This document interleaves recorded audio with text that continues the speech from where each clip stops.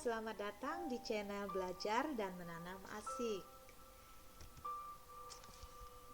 Selamat bertemu kembali dengan saya, Artiana. Salam sehat, bagaimana kabar anak-anakku sekalian? Semoga dalam keadaan sehat dan berbahagia. Pada kesempatan kali ini, Ibu akan menyampaikan materi kimia sifat koligatif larutan. Salah satunya adalah penurunan titik beku. Apakah kalian masih ingat sifat koligatif yang lainnya? Pernahkah kalian membeli es krim atau bahkan membuat sendiri es krim? Bagaimana rasanya? Enak dan menyegarkan ya. Indikator pencapaian kompetensi yaitu mengidentifikasi masalah dalam kehidupan sehari-hari terkait kegunaan sifat koligatif penurunan titik beku larutan.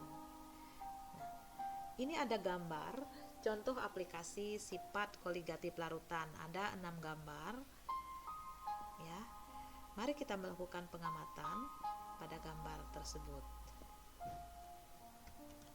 Penerapan penurunan titik beku larutan dalam kehidupan sehari-hari yaitu pembuatan es puter atau es krim, anti beku pada radiator mobil, anti beku dalam tubuh hewan, mencairkan salju di jalan raya, es batu, pengawet ikan.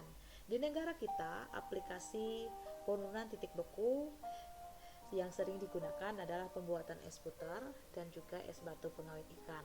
Tetapi di negara-negara yang beriklim dingin, aplikasi anti beku pada radiator mobil, kemudian anti beku dalam tubuh hewan tertentu seperti ikan atau hewan kutub, kemudian mencairkan salju di jalan raya dengan garam, ini sangat penting sekali. Nah, penurunan titik beku dapat diartikan sebagai perbedaan titik beku yang diakibatkan karena adanya partikel-partikel zat terlarut. Ada pelarut dan ada zat terlarut. Rumus untuk mencari atau menghitung penurunan titik beku adalah titik beku larutan dikurang dengan titik beku pelarut, atau dengan rumus yang salah satunya lagi yaitu delta TF sama dengan KF dikalikan dengan M. M itu adalah molalitas larutan. Nah, untuk larutan elektrolit, penurunan titik bekunya adalah tetapan titik beku pelarut atau KF dikalikan dengan molalitas larutan dikalikan dengan faktor Van Hoff. Nah, titik beku sendiri itu merupakan suatu keadaan di mana suhu suatu zat cair berubah menjadi padat. Nah, contohnya adalah air dan es. Besarnya pengurangan titik beku suatu pelarut dalam larutan dikenal dengan penurunan titik beku. Titik beku larutan itu berbeda-beda, misalnya air itu 0 derajat Celcius, kemudian benzena itu 5,53. Kita masuk dalam contoh soal. Contoh soal yang pertama adalah tentukan titik beku larutan glukosa C6H12O6 sebanyak 18 gram dalam 10 gram air, di mana KF air adalah 1,86 derajat Celcius per molalitas. Nah, penyelesaiannya adalah kita masuk dalam rumus tadi yaitu delta TF sama dengan M kali KF.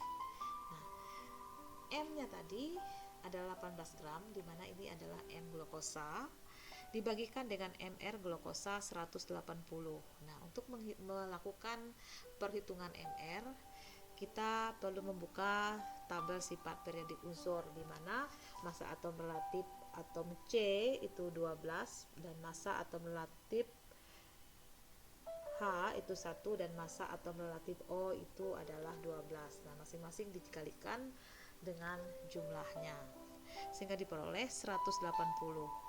Dikalikan dengan 1000 dibagi dengan 10 gram dikalikan dengan 1,86 derajat Celcius per molalitas sehingga diperoleh 18,6 derajat Celcius. Nah, titik beku larutan itu adalah 0 derajat Celcius itu untuk air ya, pelarutnya, dikurang dengan 18,6 derajat Celcius diperoleh yaitu negatif atau min 18,6 derajat Celcius, sehingga titik beku larutan adalah min 18,6 derajat Celcius. Ini lebih kecil dari 0 derajat ya. atau suhunya lebih rendah dari 0 derajat Celcius. Sekarang kita lihat bagaimana contoh soal berikutnya. Contoh soal berikutnya, sebanyak 1 gram MgCl2 dilarutkan dalam 500 gram air. Jika derajat ionisasi MgCl2 itu 0,9 dan KF air 1,86 derajat Celcius per molaritas dan MR MgCl2 sama dengan 95. Maka tentukan titik beku larutan. Di sini kita melakukan perhitungan dengan 4 langkah. Langkah yang pertama kita menentukan jumlah mol MgCl2. Nah, rumus mencari mol itu adalah gram dibalikan dengan MR MgCl2. 1 gram per 95 gram per mol sama dengan 0,11 mol. Kemudian langkah yang kedua menentukan molalitas MgCl2.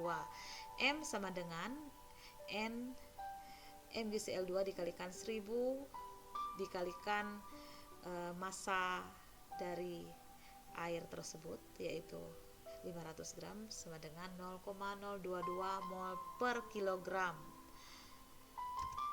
Kemudian kita masuk ke langkah ketiga menentukan faktor Van Hoff. Nah, MgCl2 itu kita bikin reaksinya dulu ya, Mg2 plus ditambah dengan 2Cl-.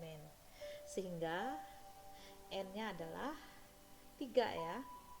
Faktor Van Hoff kita masuk dalam rumus 1 ditambah N dikurang 1 dikalikan dengan alfa sama dengan 1 ditambah 3 kurang 1.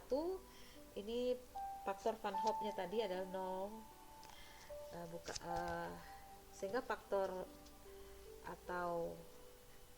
Van Hoff-nya ini kita peroleh adalah 2,8. Sedangkan 0,9 tadi adalah derajat ionisasi dari MgCl2. Dan langkah yang keempat menentukan titik beku larutan. Delta TF sama dengan KF kali M kali I. Nah, ini pada larutan elektrolit.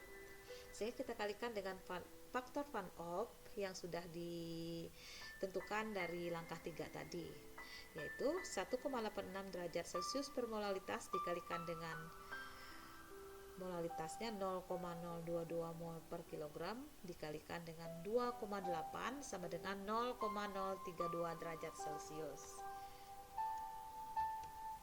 Sehingga titik beku larutan adalah 0,032 derajat Celcius.